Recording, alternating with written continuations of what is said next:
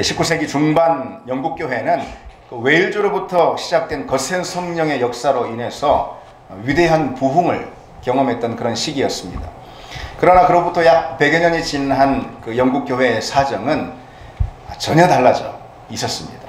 깊은 영적 침체에 빠져서 신앙생활은 그저 형식적인 종교 생활로 변해버렸고, 많은 사람들이 교회를 떠났고, 그리고 교회는 하나님의 영광을 잃어가고 있었습니다.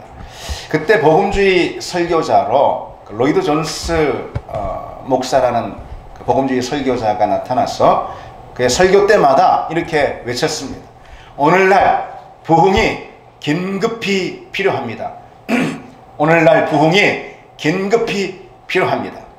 외쳤습니다. 로이드 존스는 이전 세대, 이전 부흥의 시대에 있었던 그 하나님의 강력한 역사들, 성령의 은혜의 역사들을 성도들에게, 자기 시대 성도들에게 상기시키기 위해서 설교자로서의 그 모든 열심을 쏟아부었습니다. 근데 여러분, 오늘 이 시대, 오늘 바로 여기 이 강단에서도 동일한 외침이 있어야 하지 않나 생각합니다. 오늘날 부흥이 긴급히 필요합니다. 우리 같이 한번 해봅시다. 오늘날 부흥이 긴급히 필요합니다. 오늘날 부흥이 긴급히 필요합니다. 여러분도 그렇게 믿으십니까? 그럼 여러분, 부흥이 무엇입니까? 부흥이란 무엇입니까? 부흥은 글자 그대로 되살아나는 것을 말합니다. 되살아나는 것. 무엇이 되살아나는 것일까요? 우리 신앙이 원래 그래야 하는 바로 그 모습이 되살아나는 거예요. 혹은 우리가 원래 가지고 있어야 하는 그 성도로서의 생명, 성도로서의 그 능력, 그것을 다시 되찾는 것을, 되살아나는 것을 말합니다. 여러분, 혹 우리의 영적 상태가 시들시들해져 가지고 쇠약해져 있습니까? 그것은 제대로 된 모습이 아니라는 것이죠. 혹은 우리 믿음이 무력하고 침체되어 있습니까? 그 역시 원래 신앙의 모습은 그렇지 않다라는 것입니다. 우리 신앙이 본래 가지고 있어야 하는 바로 그 생명과 생기와 활력과 능력이 되살아나는 그런 역사가 우리 신앙의 자리 가운데 끊임없이 일어나야 합니다. 그걸 가리켜서 부흥이다, 그럽니다. 그리고 하나님은 그 부흥을 우리에게 주시는 분, 부흥을 우리에게 부어주시기를 원하시는 분이라는 거죠. 부흥은 당연히 하나님으로부터 나오는 역사입니다. 하나님은 거의 죽어서 멈춰진 우리 그 영혼의 심장을 다시 뛰게 하는, 그야말로 이 심폐소생술을 통해서 우리 영혼을 소생시키신다는 거죠. 그게 바로 부흥의 출발입니다. 다윗의 여러분 이 기도, 시편 23편의 기도를 떠올려 보십시오. 여호와여, 내 영혼을 소생시키시고, 내 영혼을 소생시키시고. 오늘 우리에게도 이 기도가 절실히 필요하다 생각합니다. 내 영혼을 소생시키시고. 여러분, 우리를 한번 보십시오. 진정 하나님의 생명과 능력과 기적과 충만한 은혜의 역사들이 우리 영혼의 자리에서 활발하게 일어나고 있는가 한번 물어보시기 바랍니다. 혹 우리 믿음이 전혀 그렇지 못하고 그저 밋밋하게 건조하게 미적지근한 종교가 되어버리진 않았는가? 분주한 일상에 매몰돼 가지고 우리가 그저 한 주에 한 번 교회 나오는 것을 신앙생활의 전부로 여기고 있지는 않는가? 무엇보다 우리 신앙의 자리에서 어떤 의미 있는 역사도 일어나지 않고 있지는 않는가? 우리 삶을 뒤흔드는 하나님의 강력한 손길을 기대해 본 지가 얼마나 오래됐던가? 여러분, 만약 우리 신앙이 지금 그와 같은 형편에 있음에도 불구하고 그런 우리 모습에 어떤 의문도 내가 갖고 있지 않다면은 그것처럼 실로 불행한 일은 없습니다. 또 두려운 일도 없습니다. 우리 신앙생활은 그런 것이 원래 아니기 때문에 그렇습니다. 그러나 여러분, 너무 염려하지는 마시기 바랍니다. 하나님은 우리에게 부흥을 주시는 분이라는 것이죠. 부흥은 단순히 교회가 크게 성장하는 것을 의미하는 게 아닙니다. 부흥은 단순히 신비로운 어떤 영적 체험을 말하는 것도 아닙니다. 부흥은 감정적인 흥분이나 아니면 영적인 카타르시스가 집단적으로 임하는 그런 현상을 말하는 것이 아닙니다. 부흥이 무엇이겠습니까? 부흥은 영적으로 빈사 상태에 놓여 있는 우리가 회복되는 역사를 말합니다. 부흥은 무력한 교회가 기운을 차리고 소생하는 사건입니다. 그래서 부흥을 통해서 교회는 하나님의 영광을 회복하게 되는 것입니다. 부흥은 우리 안에 소멸되었던 성령이 되살아나는, 다시 역사하는 그런 은혜를 말하는 것입니다. 따라서 여러분, 부흥은 그저 우리에게 있으면 좋은 그런 일이 결코 아닌 것입니다. 부흥은 절박히 필요한 것입니다. 오늘 우리에게 절실히 구해져야 하는 기도의 제목은, 우리 마음의 소원은 바로 부흥인 것입니다. 오늘 이 시대에 교회는 부흥이 주어지지 않고서는 더 이상 이처럼 침체되고 위태로운 상황을 결코 버텨내지 못할 것입니다. 그것은 우리 교회도 마찬가지고 여러분 우리 자신들의 신앙도 역시 마찬가지입니다. 여러분 우리 자신을 한번 보십시오. 여러분이 영적으로 살아있고 활력이 있다는 증거가 무엇입니까? 증거를 대보십시오. 반면에 여러분의 영이 메마르고 냉랭하고 고갈되고 침체되어 있다는 증거는 무엇입니까? 아마도 후자의 증거로 가득하지는 않습니까? 우리를 보십시오. 많이들 그저 그냥 교회 나옵니다. 예배에 참석합니다. 그러나 영혼을 뒤흔드는 천둥 같은 말씀의 경적을 듣지는 못합니다. 기도의 자리에서 성령의 강력한 역사에 사로잡히는 그런 하늘의 은혜를 체험한 지가 언제인지 모르겠습니다. 어제도 오늘도 우리 영혼 가운데는 어떤 의미 있는 변화도 일어나지 않습니다. 우리 믿음의 자리에서 어떤 유익한 변화도 조짐도 보이지가 않습니다. 어제와 똑같습니다. 그저 관성으로 신앙생활하고 있습니다. 바로 죽은 신앙이죠. 마른 뼈의 신앙이 그와 같은 것입니다. 오늘 본문의 장면이 바로 그것을 보여줍니다. 유다가 멸망하기 전에 선지자 에스겔은 하나님이 보여주시는 환상을 보게 됩니다. 환상 중에 하나님께서 에스겔을 이끄시고 한 골짜기로 데려가십니다. 수많은 마른 뼈들이 널브러진 채로 골짜기를 가득 덮고 있습니다. 그것은 정말 참혹한 광경입니다. 그래서 이 절망이라는 단어 외에 그 어떤 단어도 떠오르지 않는 그런 장면입니다. 그런데 그 절망적인 광경을 보고 있는 에스겔에게 하나님께서 말씀하시죠. 인자야, 이 뼈들이 능히 살 수 있겠느냐? 이 뼈가 능히 살 수 있겠느냐? 에스겔이 볼 때 그건 당연히 불가능한 것이, 그것은 불가능 정도가 아니라 말이 되지 않는 그런 일입니다. 이제 막 호흡이 끊기는 사람들도 아니고 죽어서 마른 뼈가 된 널브러진 그런 시체들인데 결코 그럴 수 없습니다 라는 그런 대답 외에 할 말이 없어요. 그래서 그것을 에둘러 이렇게 표현합니다. 주 여호와여, 주께서 아시나이다. 예. 이 말은요, 자기 생각에는 도저히 말도 안 되는 그런 일이다라는 그런 대답인 것이죠. 그래서 사람 생각으로는 불가능입니다. 예.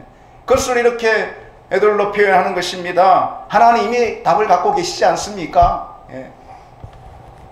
주께서 아시나이다.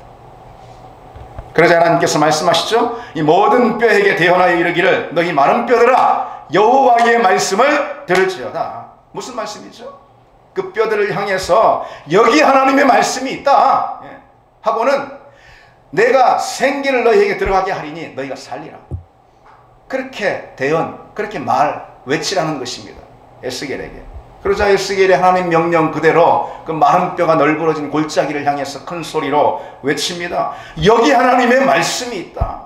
그 하나님의 말씀이 생기를 불어 너희에게 들어가면 너희가 살아나리라.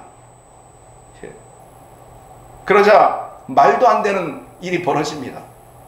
에스겔의 그 대언이 끝나자마자, 끝나기도 무섭게 마른 뼈들에 힘줄이 붙고 살이 오르고 가죽이 덮였습니다. 그리고 마침내 생기가 사방에서 불러와 그 죽은 시체들에게 들어가자 그 시체들이 다 땅을 딛고 일어서서 살아나는, 그래서 큰 군대를 이루는 그런 기적 같은 광경을 보게 된 것입니다.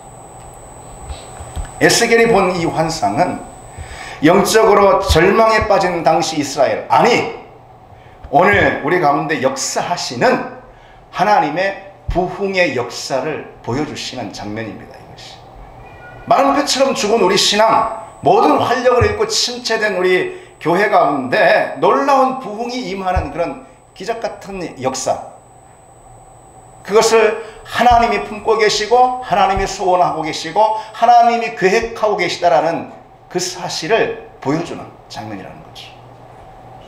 우리가 기억해야 할 사실이 있습니다. 역사 가운데 숱하게 일어났던 그와 같은 부흥은 바로 그처럼 절망적인 상황 가운데 주어졌다라는 사실입니다. 깊은 영혼의 골짜기를 지난 후에 시험과 좌절의 시간을 통과한 후에 무미건조한 침체의 시기를 보낸 후에 부흥이 찾아왔습니다. 깊은 골짜기를 지난 후에 부흥의 놀라운 봉우리로 오를 수가 있었다는 것이죠. 문제는요, 오늘 우리가 선지자 에스겔처럼 우리의 영적인 이 상태가 얼마나 절망적인지 직시하고 있느냐, 이게 문제인 것입니다. 우리는 마른 뼈와 같은 우리 영혼의 상태를 깨달아 알아야 한다는 것입니다. 메마름, 고갈, 냉랭함, 무기력함, 그와 같은 우리 심령의 상태를 우리가 직시하고 있느냐는 것입니다. 그래서 로이드 존스는 그저 부흥을 위하여 기도하는 것만으로는 부흥이 오지 않습니다. 기도하기 전에 선결 조건이 있습니다. 그랬어요. 선결 조건이 무엇일까요? 그것은 우리가 마른 뼈임을 깨달아 아는 것입니다. 우리 영적인 상태가 얼마나 메말라 있는지, 본래 하나님께서 우리에게 선물하신 그 신앙의 상태가 아님을 우리가 직시할 줄 알아야 하는 것입니다. 그리고 바로 그 상태가 얼마나 불행하고 참담하며 그리고 두렵고 절망적인 상태인지 진정으로 우리가 가슴 저리게 느껴야 하는 것입니다. 그래야 부흥을 향한 기도가 시작이 되는 것이죠. 여러분, 깊고 긴 침체가 이 끝모르게 지속되던 그런 시기가 항상 있었어요. 근데 그럴 때마다 왜 그런 깊은 침체가 끝도 모르게 지속되고 있느냐? 그것은요, 그때마다 거짓 선지자들이 활동해서 그렇습니다. 거짓된 외침을 주는 거예요. 어떤 외침이요? 평강하다, 평강하다. 너희들 삶이, 너희들 신앙이 괜찮아, 괜찮아. 그런 거짓된 선지자들이 일어났습니다. 예레미야 시대에도 그랬어요. 그래서 많은 거짓 선지자들이 그렇게 말하면서 사람들을 안심시켰습니다. 바로 그때 예레미야가 일어나서 그들이 내 백성의 상처를 가볍게 여기면서 말하기를 평강하다, 평강하다 하나 평강이 없도다. 그렇게 질책했습니다. 다 죽은 상태인데, 영적으로 완전히 메마른 상태인데, 그런데 지금의 상태를 괜찮다고 인식하고 있는 것입니다. 평강하다고 여기는 것입니다. 그것은 우리 안에 죄를 보지 못하게 하는 것이죠. 어둠의 권세에 매여 있는 우리 영혼의 질식 상태를 우리가 느끼지 못하게 하는 것입니다. 18세기 후반 미국의 2차 대각성 운동 당시에 당시 침례교 설교자들은 국교회 목사들과, 교단이 다른 거죠. 국교회 목사들과는 달리 설교 때마다 자신들의 교인들 가운데 있는 죄와 그 깊은 영적 침체를 아주 맹렬하게 지적했다고 합니다. 듣기 거부할 정도로 잠자고 있던 영혼들을 막 흔들어 깨우고 각성시키는데 그들의 모든 설교의 진력을 다했던 것입니다. 그리고 그들이 그리스도 앞에 항복해서 돌아올 때까지 그렇게 계속 설교했습니다. 그로 인해서 하나님은 국교회가 아닌 침례교 가운데, 당시의 침례교 가운데 하나님의 큰 부흥을 부어주신 걸 볼 수 있습니다. 여러분, 마른 뼈 같은 우리 영적 상태를 직시할 때 하나님은 부흥을 주십니다. 그걸 고백할 때 하나님은 우리에게 부흥을 비로소 부어주십니다. 참담함과 절망감으로 우리 가슴을 찢고 회개하며 하나님 앞에 무릎 꿇을 때 부흥은 임하는 것입니다. 내가 얼마나 큰 죄인인지 내 죄를 깨닫고 몸서리칠 때 부흥의 여명은 동토오르는 것입니다. 십자가 앞에 진정으로 무릎 꿇어야 할 존재는 바로 나고, 그 십자가의 용서와 은혜가 그 누구보다 필요한 존재가 바로 나다라는 이 사실을 우리가 깨닫고 고백할 때 부흥은 비로소 시작이 되는 것입니다. 근데 여러분, 한편 오늘 부흥에 대한 말씀을 통해서 이런 의심이 우리에게 파고들기도 합니다. 과연 부흥이라는 것이 주어질까?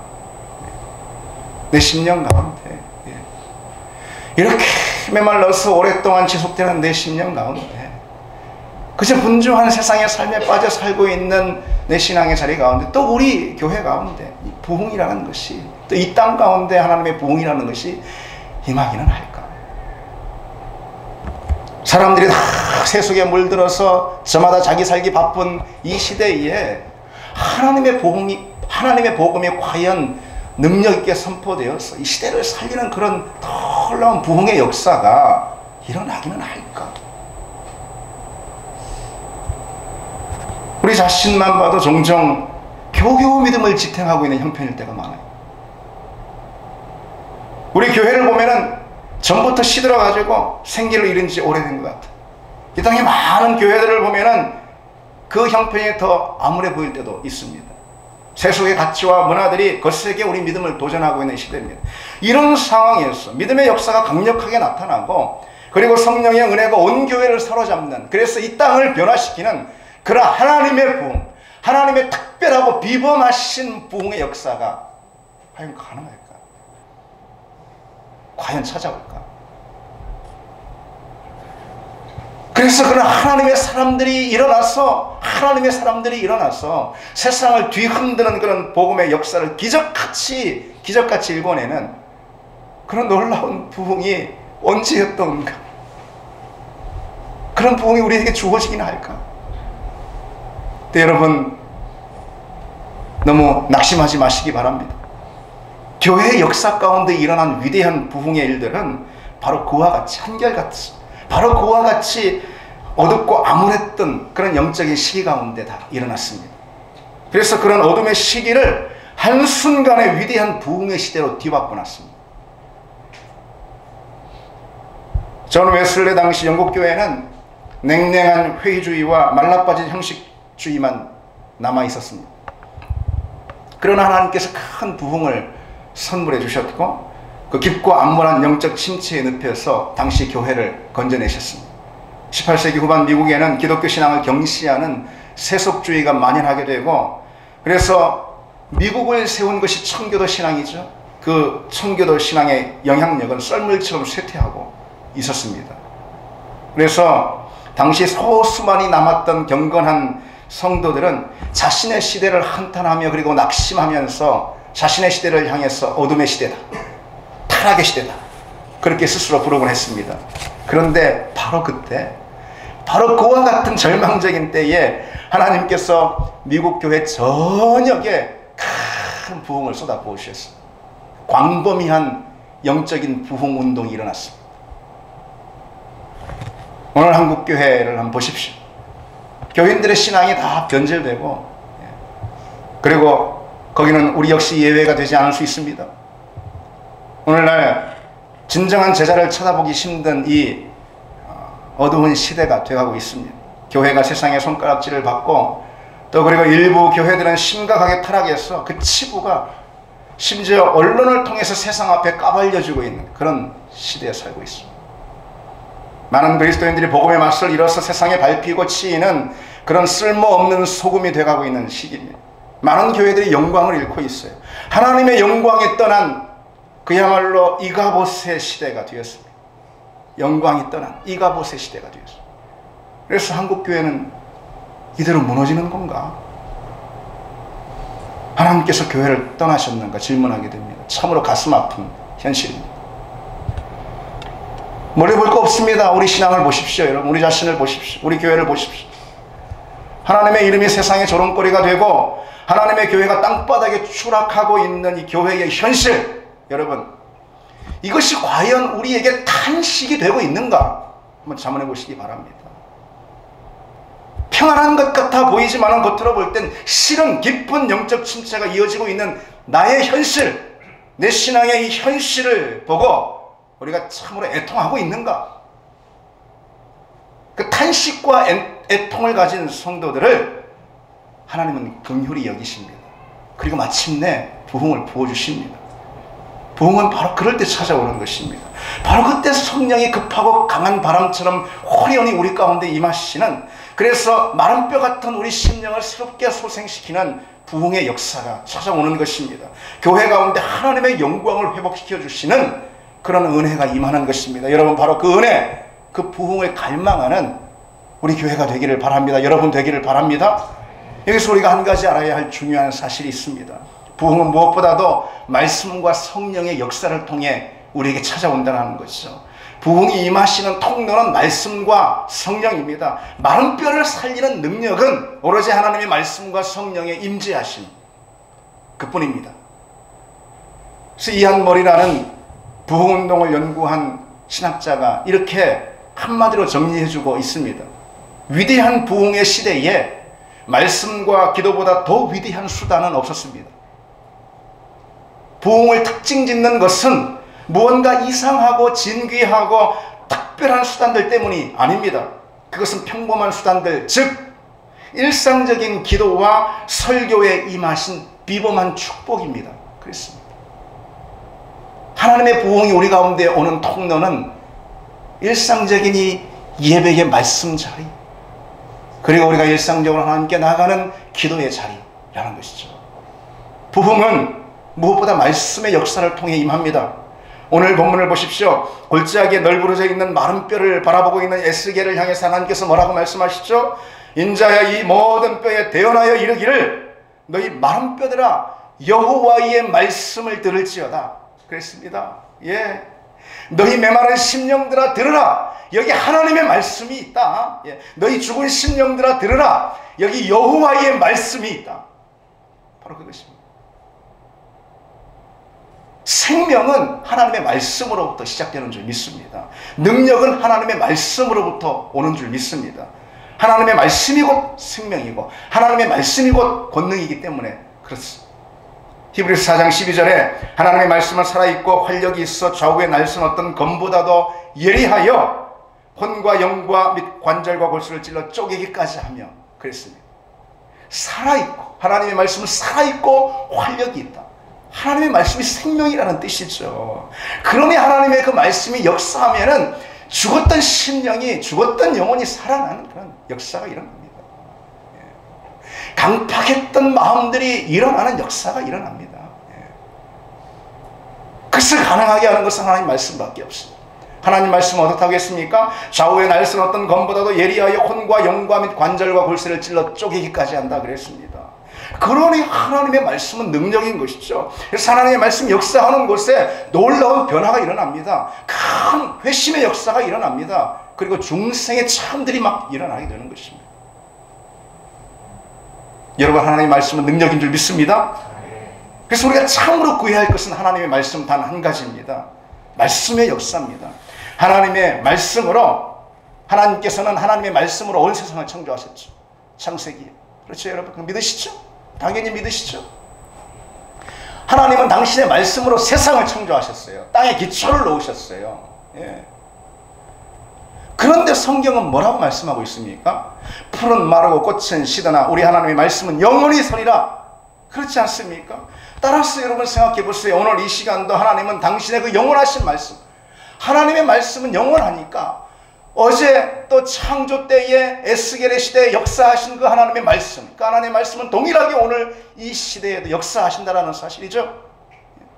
근데 그 하나님의 말씀은 땅에 기초를 놓으시고 세상을 창조하신 능력의 말씀, 생명의 말씀입니다. 그 말씀이 오늘 우리 메마른 심령 가운데 임하고 그 말씀이 오늘 우리 시든 교회 가운데 임하면은 그 말씀이 오늘 세속의 물결로 가득 찬 이 땅 가운데 그 말씀이 임한다면은 여러분 어떤 역사가 펼쳐지겠습니까? 어떤 역사가 펼쳐지겠습니까? 세상을 뒤집는 역사가 일어나지 않겠습니까? 심령의 부흥이 비범하게 일어나지 않겠습니까? 위대한 부흥의 역사가 교회 가운데 일어나지 않겠습니까? 우리 교회 가운데 그 하나님의 역사가 임해서 우리 교회가, 그리고 세상의 모든 교회 역시 하나님의 영광이 되는 은혜로운 일들이 일어날 것입니다. 바로 그 말씀의 역사가 무엇보다도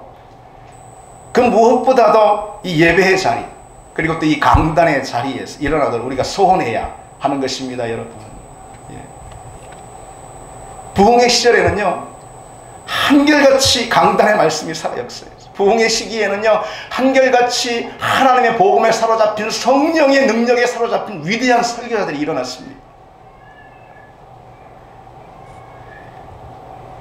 미국의 2차 대각성 운동 기간에 감리교 목사인 토마스 랭킨이라는 사람이 어느 주일 예배에서 설교할 때의 기록입니다. 근데 그가 설교할 때 늘상 이런 일들이 일어났습니다. 예배당은 수백 명의 백인과 흑인들로 가득 찼고, 그래서 많은 사람들이 예배당 안에 들어가지 못했습니다. 설교를 한참 진행할 무렵 천국의 말씀이 우리에게 임했습니다.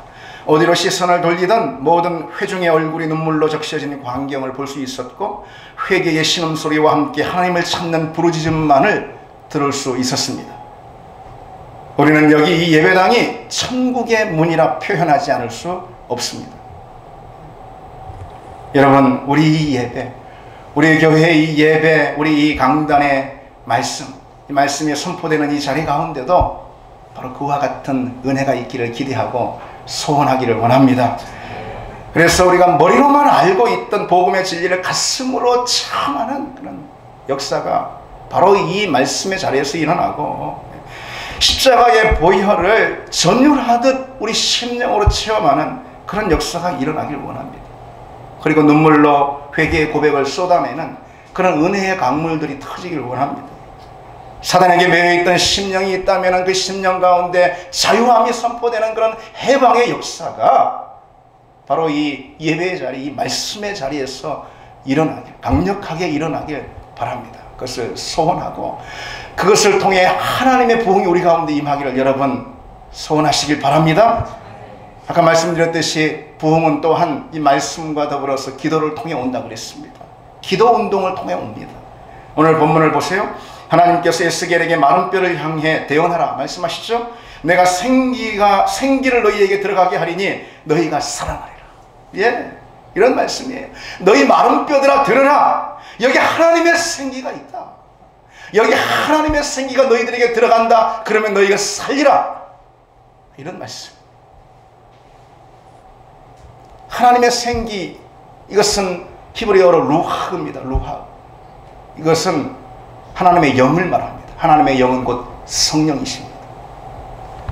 성령이 임하시면 살아나는 기적이 일어난다는 것이죠. 메마른 심령을 살리는 것은 오로지 성령의 역사뿐임을 믿습니다. 참으로 성령이 아니고서는 우리 영혼, 우리 믿음의 자리에서 어떤 의미 있는 역사도 일어나지 않는다는 것이죠. 그저 어제 아침과 오늘 아침이 똑같이 똑같은 습관만이, 신앙의 습관만이 반복될 뿐이지.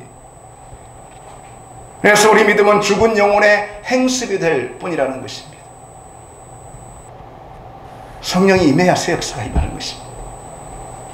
성령이 임해야 비로소 의미 있고 가치 있는 신앙의 삶들이 이어지는 것입니다. 그런데 그 성령은 누구에게 임하신다는 거죠? 여러분, 누구에게 임하십니까? 기도하는 사람에게 임하는 줄 믿습니다. 기도할 때 성령이 임하는 것이죠. 성령의 강력한 기름 부으심과 그 충만한 역사는 그것을 간절히 구하는 사람들에게만 마땅히 임합니다. 전적으로 부어집니다. 예. 그리고 그 성령이 부어질 때 우리 심령 가운데는 놀라운 부흥이 시작이 되는 것입니다. 그러니 여러분, 이것을 기억해야 하는 것이죠. 기도하는 사람에게 성령이 임하고 성령이 임할 때 새로운 부흥의 역사가 시작이 된다. 우리 심령에, 또 우리 교회 가운데, 이 땅 가운데. 예. 근데 여러분, 오늘 보십시오. 오늘 우리를 보십시오. 많은 성도들이 그저 자기 생활에만 빠져가지고 부흥에 아무 관심이 없어.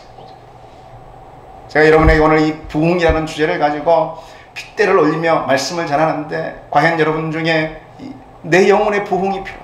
내 영혼이 소생하는 이 새 역사, 은혜의 역사, 성령과 말씀의 역사가 참으로 내게 필요하다. 그래서 냉랭했던 내 심령을 적시고 내가 다시 하나님의 사람으로 일어나는 그 은혜가 필요하다. 여러분, 이것을 절절히 여러분 마음으로 고대하고 계시는 분들이 계십니까?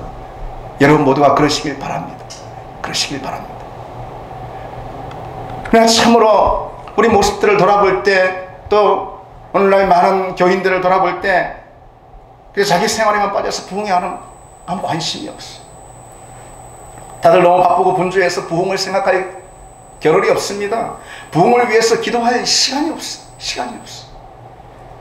오늘날 많은 사람들이 너무 여유로워가지고 부흥에 대해서 절박한 심정이 없어요. 다들 편안하고 자기 삶을 즐기느라, 나름대로 자기 삶을 즐기느라 영적인 부흥에 목말라 하지 않는 시대가 바로 오늘 이 시대입니다. 그리고 바로 우리 자신들입니다. 기도의 자리를 사모하지 않습니다. 목마름이 없습니다. 기대가 없습니다. 그래서 우리 신앙은 습관이 된 지 오래이고 우리 교회의 여러 사역들은 의무가 된 지 오래입니다. 제가 지나치게 말했습니까, 여러분? 네, 여러분, 부흥이라는 것은 우리에게 정말 너무도 절실히 필요한 그 부흥이라는 것은 항상 간절한 우리 마음 가운데 부어지는 것입니다. 목마름이 있어야 부어집니다. 뜨거운 갈망이 있었을 때 그 부흥이 부어졌습니다. 부흥을 경험한 사람들은 기도의 자리에서 견딜 수 없는 심정이 되어서 다른 목마름으로 간절함으로 그 부흥을 향해 구했습니다. 눈물을 쏟아내며 구했습니다. 부흥이 오기 전에는 언제나 그런 눈물을 쏟는 부흥을 갈구하는 기도의 모임이 항상 있었고 부흥이 오기까지 그 모임이 지속되는 걸 볼 수 있습니다. 부흥은 기도를 통해서 임합니다. 이런 무엇을 우리가 기도해야 되겠습니까? 무엇을 구해야 할까요? 무엇보다 먼저 우리가 하나님을 뜨겁게 사랑하고 하나님을 진정으로 사모하게 해달라고 여러분 기도하시기 바랍니다. 기도하시기 바랍니다. 그것이 가장 중요한 기도입니다. 회개의 영을 내게 부어주셔서 회개의 운동과 내 삶에 놀라운 변화가 일어나길 여러분 기도해야 합니다. 진리의 말씀에 붙들리게 해달라 기도해야 합니다. 그래서 말씀의 검으로 내 거짓된 자아가 산산이 깨어지는 역사가 있게 해달라 기도해야 하는 것입니다. 그리고 성령의 충만한 임재, 기름 부으심을 위해서 기도해야 합니다. 그리고 결국은 부흥을 사모해야 합니다. 부흥을 사모해야 합니다. 주님, 내게 필요한 것은 그 어떤 것도 아닙니다. 내게 지금 당장 필요한 것은 건강도 물질도 무엇도 아닙니다. 내게 진정으로 필요한 것은 하나님이 내게 신속히 부어주시는 부흥입니다. 그런 간절한 마음이 있어야 합니다. 하나님 외에는 그 무엇도 구하지 않겠다라는 그런 절박한 심정이 있어요. 그래야 비로소 하나님은 부흥을 우리에게 선물해 주신다는 거죠. 여러분 그 부흥을 사모하면서 우리 모두가 소원을 한데 모아가지고 우리 공동체로 우리 교회로 주님 앞에 기도하며 나아가기를 원합니다. 무엇보다도 부흥을 주심을 믿어야 합니다. 부흥이 있음을 믿어야 합니다. 내 신앙의 이력 가운데 언제 부흥을 경험해 본 적이 없어서 부흥을 경험해 본 적이 없으니 부흥을 구할 수가 없는 거예요. 내 신앙 이렇게 사는 신앙생활이 원래 그냥 그런 건 줄 알고 있는 것이 그렇지 않습니다. 그렇지 않습니다. 부흥이 있습니다. 부흥의 시대를 이끌었던 한 설교자가 이렇게 가르쳐주고 있습니다. 그리스도인들이 부흥이 실제하며 소원할 만한 것임을 확신하게 되는 그날 교회의 역사에는 새 시대가 열릴 것이며 오순절과 같은 능력이 나타날 것이다. 맞습니다. 부흥을 주심을 믿고 부흥이 있음을 기대해야 하는 것입니다. 하나님은 기대한 만큼 부어주시는 분입니다. 여러분 다시 한번 우리를 또 다시 보십시오. 종종 이 예배 가운데 아무 기대가 없는 경우가 있습니다. 설교를 들으면서도 아무런 기대가 없습니다. 제 습관입니다. 의무입니다. 행하던 그대로 그냥 행하는 것뿐입니다. 내가 해야 할 일이기 때문에 그저 하는 것뿐입니다. 정해진 일과 아니던가? 일요일이 되면 정해진 일과 아니던가? 찬양을 하면서도 이 순서에 내 주보의 순서에 있는 그대로 아닌가? 예배 가운데 전혀 영적인 긴장이 우리에게 없는 것입니다. 제가 여러분 예언하건대 그런 마음의 상태로는 결코 하나님의 은혜를 우리가 받을 수 없다는 거죠. 하나님의 은혜는 하나님을 가장 우선적으로 사랑하는, 하나님을 가장 우선적으로 또 사모하는 사람들에게 부어집니다. 이런 부흥은 하나님의 손이 비범하게 나타나는 역사입니다. 부흥은 그 능하신 손길이 우리에게 특별히 개입하는 사건입니다. 부흥은 우리 영혼에 일어나는 하나님의 기적인 것입니다. 그래서 부흥은 절대적으로 하나님의 주권적 역사인 거예요. 부흥은 오로지 하나님께만 달린 역사입니다. 부흥은 하나님께서 순전히 당신의 뜻과 주권으로 우리 심령과 교회 가운데 베푸시고 간섭하시는 특별한 역사입니다.